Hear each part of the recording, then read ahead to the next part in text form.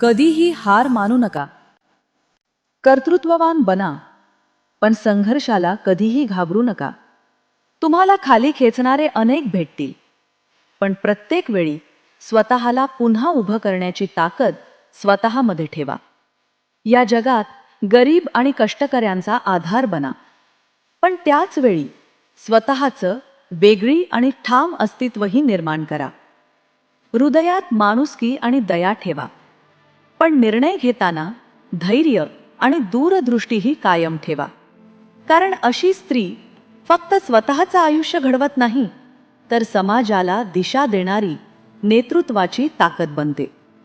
आणि म्हणूनच आज सुनेत्रा पवार अनेक महिलांच्या स्वप्नांना नवी उंची देत, जिद्द, आत्मविश्वास आणि धैर्याचं प्रेरणादायी प्रतीक बनत आहेत.